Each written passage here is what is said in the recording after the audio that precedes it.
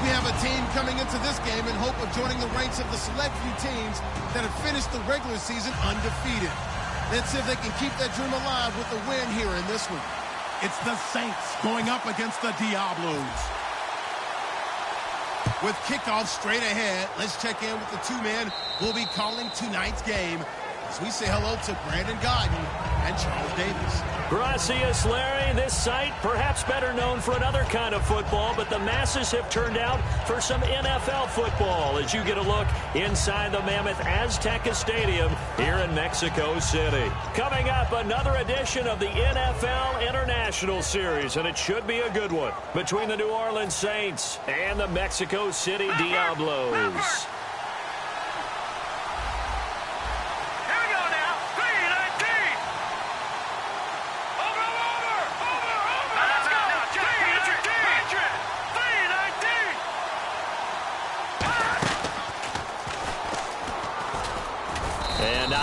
Doing there as he'll get it up to about the 28-yard line. 3 yards on the pickup there, and it'll be second down.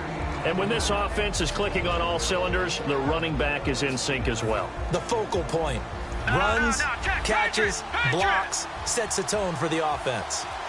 Here we go now. Green, 39. On second down, here's Goff. Throwing over the middle, and it's incomplete. Eric Ebron, the big tight end, is intended target, and it'll bring up third down.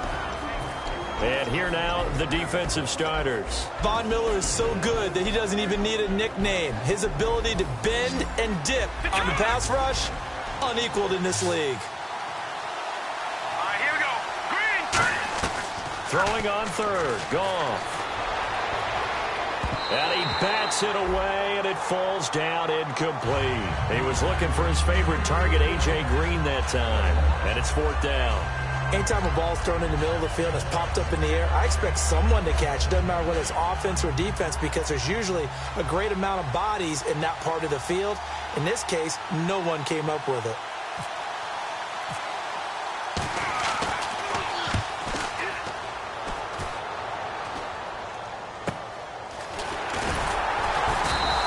That'll go as a punt of 34 yards that time. And out will come the offense as they take over.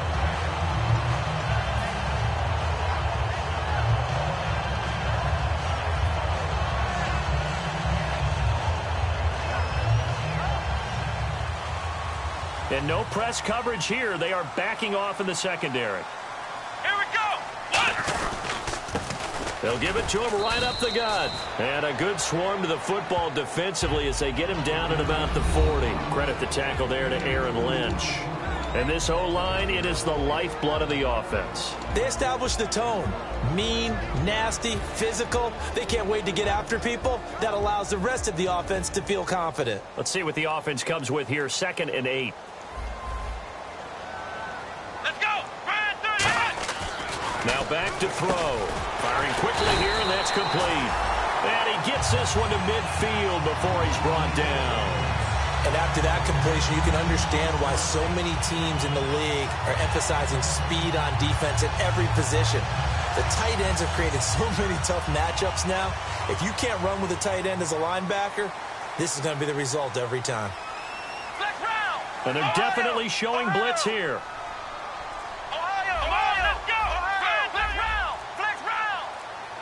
And the play clock's running down. Back to throw here. He's got his tight end on the corner route. It's complete. Touchdown! Their big tight end with touchdown number 8 on the year. And his guys have taken a first quarter lead. So many times you think of these tight ends catching the ball already in the end zone. But today's tight end, they can run after the catch too to score. They're big, they're strong, and they're extremely athletic. And they can surprise the heck out of you when they get the ball in their hands and they're running away from the defense.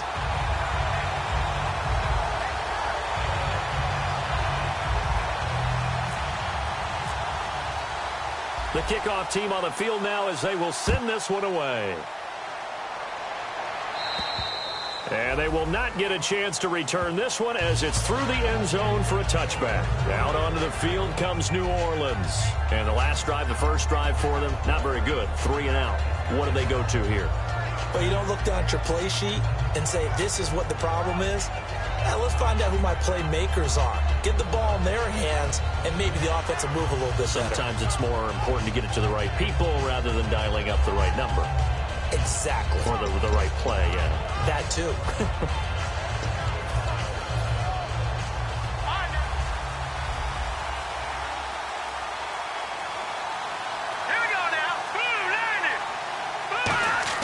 Now a first down throw. Gone.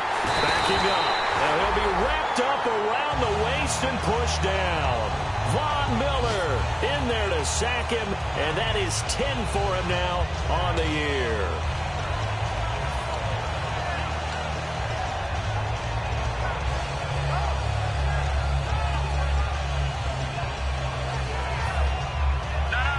Shift together here from the D-line.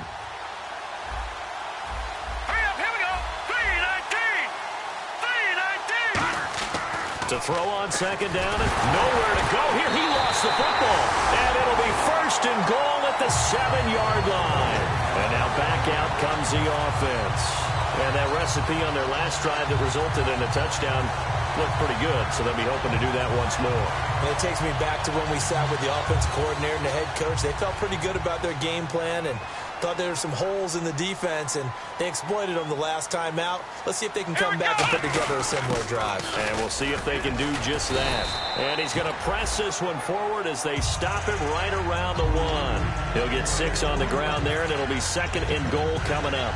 And that looked like some pretty easy yardage there right up the gut. And he's a guy that has some height to him, so when you don't have to drop a shoulder or create or get through contact or trash, makes it a lot easier to stay upright, see the field, and make a run as we just saw there. Offense looks to punch it in here from the 1 on second and goal. And he is into the end zone for a touchdown. Keith Marshall, touchdown number 18 on the year. And his guys find a way to stretch that lead. And, Charles, when you catch that toss going right or left, really, but right in this instance, do you go straight for the pylon? Is that where you're going? Well, typically you want to try and maneuver people a little bit so you have some space to get to the pylon. So I want to make sure I try and move them a little bit to the inside, and in this case to the left, so I can get to the right side and get to that pylon and wink at it as I go by. And it's good to make it 14-0.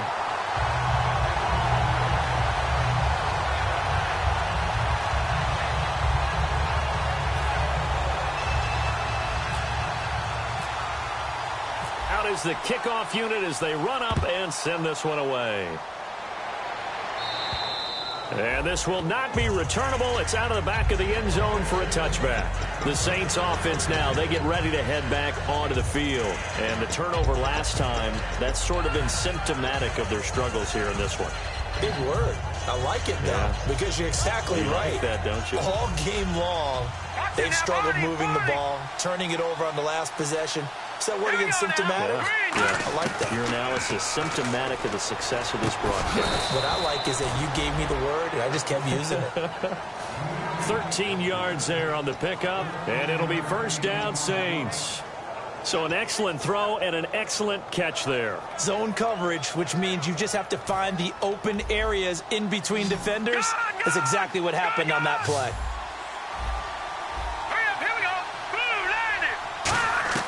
On first down, gone. Nowhere to go here. He lost the football. On plays like this where the ball comes free, it's often unusual for the team that lost it to get it back. Because this is a quarterback. The ball gets away from him. Everyone else is trying to execute what they're supposed to do on offense. They're usually looking in the other direction, downfield, or have moved away from him. In this case, though, a teammate is able to come up with the ball. Here's Goff now on second down. It's complete to Golden Tate. And he'll go down right around the 47 this time. Call it an even 20 yards on the pickup. And that is going to set up a 3rd and 1. Never make the mistake that the slot receivers, especially the little guys like we're watching here, are just quicker than fast. A lot of them combine quickness and speed, and they catch a lot of footballs, as we just saw there. Offense just a yard away from the line they need to gain at 3rd down.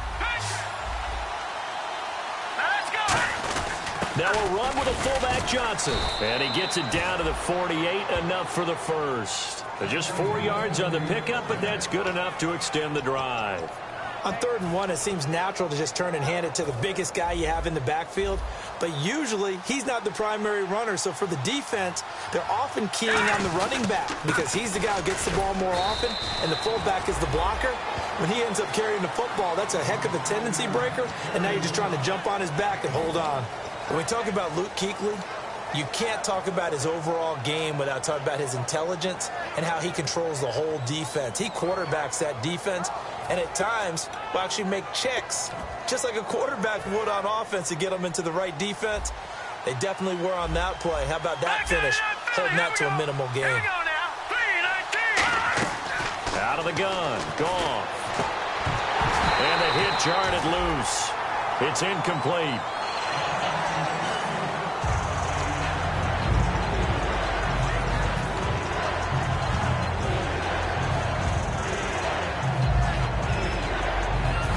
Need to get this to the 38.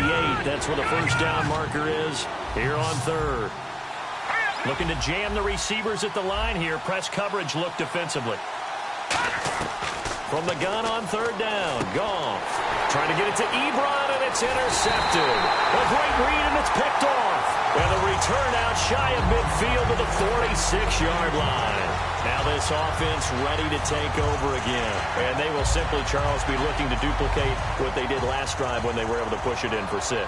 And they hope it'll be that easy, right? To be able to take exactly what happened before, replicate it. They have to make a few additional changes along the way because I'm sure the defense will make some adjustments, but they've got to have great confidence having scored the last time out. That goes for a gain of 31. Now that play will end up on the highlights, and you'll see it all over the place. But what you won't see, the offensive line that bought the extra time, that allowed for the big completion downfield, those guys made that play possible. And they'll send the tight end in motion. Time running out here on the play clock. And they'll go ground game here with a tailback. And he is going to lose yardage here. A loss of a full 3 yards, and now it's 2nd down. Back with Charles Davis, I'm Brandon Gaudin. It's Mexico City football to begin quarter number 2, but they face a 2nd and long to start things out.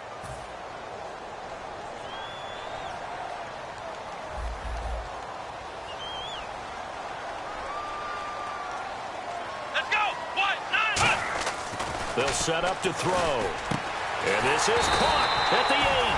And eventually brought down, but it's near the 5 at the 6.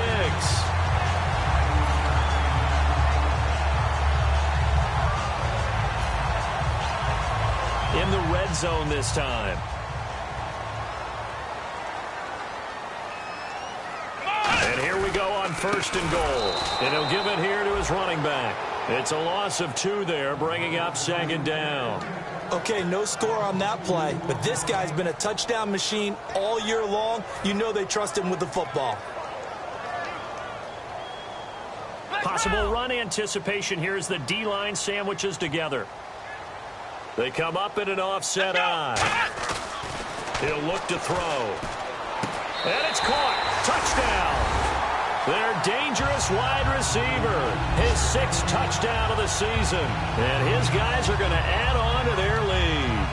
And a great example there of just getting the feet in a tough spot. It seems like every year these guys get better at this. Well, I think the drills get better that they work on, training camp, off-season work, OTAs.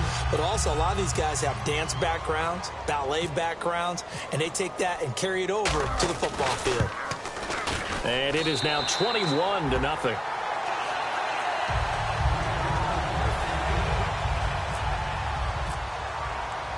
Set now to kick this one away, and off it goes.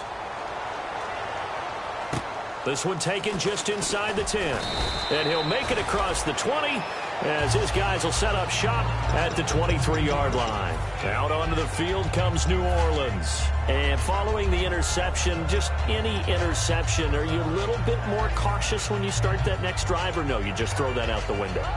I think you are. I don't think that there's any way you can run back out there and go, totally didn't affect me. Let's just go ahead and be loose with the football again. You're going to take care of it, but you have to be careful about being too cautious because now you can't run any offense at all. Still want to attack. We'll see how they attack them here. These guys told us, these guys being the coaches, they wanted to really stretch the field, get the ball down deep. They were able to do that here. And you know when you stretch the field, you often leave guys in one-on-one situations, and that allows your better athletes to go up and get the football. I love the preparation that they put into this. They made it a priority, and they got what they expected. Goff over the middle, complete to Tate. Give him 8 on the play, and it'll be a second down.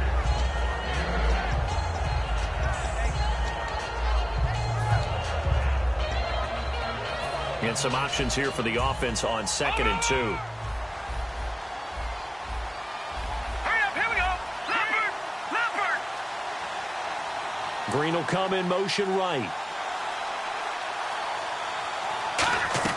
On 2nd down, here's Goff. And it's incomplete. Took a shot, couldn't connect. I know I'm not giving enough credit to the defenders because that pass was incomplete. But come on, it was A.J. Green. I always expect him to come up with the ball. Yeah, on those deep routes especially, even on incompletions, it's fun to watch him run those routes. It certainly is, but he eats up ground, and he usually goes up and gets it. Here's the backup now, the former Badger, Melvin Gordon. And his first carry, he loses the football. And his guys will take over at their own 44-yard line. And here now the offense heading back out there.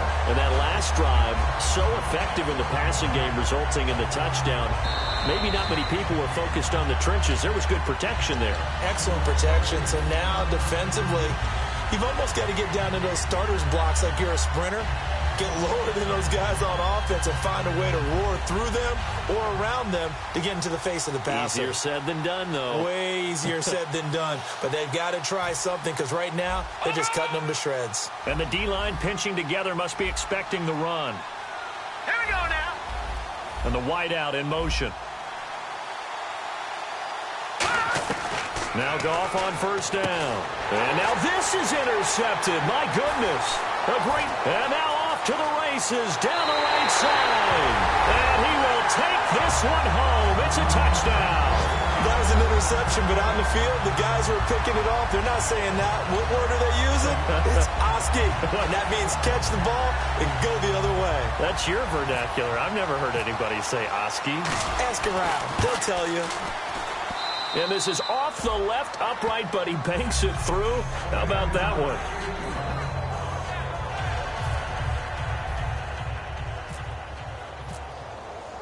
So they'll get another shot on offense following that pick 6. And now the kick is away. This will be fielded at the 8. And he'll take this across the 25.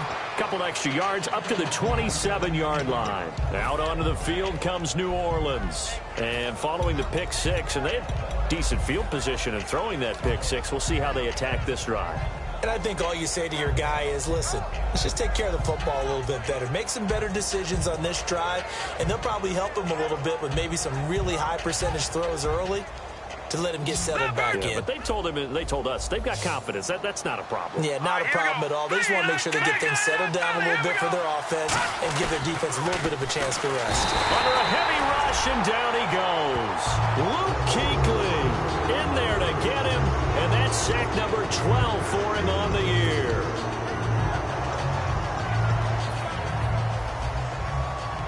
Leopard. All right, here we go. They'll fake the give. Now Goff. It's brought in left side by Tate. And he'll be brought down right at the 30 here. Give him 10 yards on the pickup, and that'll lead here to a 3rd down. Slant route's effective no matter who's running the route and catching the ball. But when you have a receiver of that stature, you have to be a little bit more precise throwing it. You don't have the same catch radius with the bigger targets. Detroit! No. Check. Patriot! Throwing on 3rd. Goff. Green with a catch left side. A gain of 7, and they pick up the 1st.